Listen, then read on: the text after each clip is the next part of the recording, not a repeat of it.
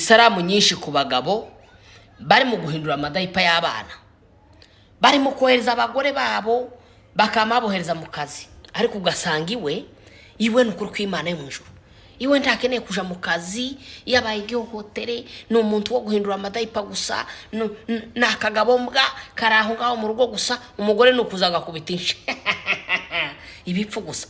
Jewe reka mbabwira hano kuri YouTube, hano muza mwama nama mbabwira amakuru yose, mbabwira amakuru y'ibipfu, mbabwira amakuru y'abagabo b'ibipfu. Reka mbabwire abari muri Kenya munkurikiranye, abari Rwanda munkurikiranye, abari muri Canada he na he, bino bihugu byinshi birimwe abagore babaye abagabo, akamba umugabo akazambara ipataro gusa, none ugasanga umugore wiwe wari umugabo ni wabaye umugore. None ubu nyine ndatanga itangazo, mwabagabo mwe mugende mutangire muza muja kugira muza mugenda mu mbere nk'abagore.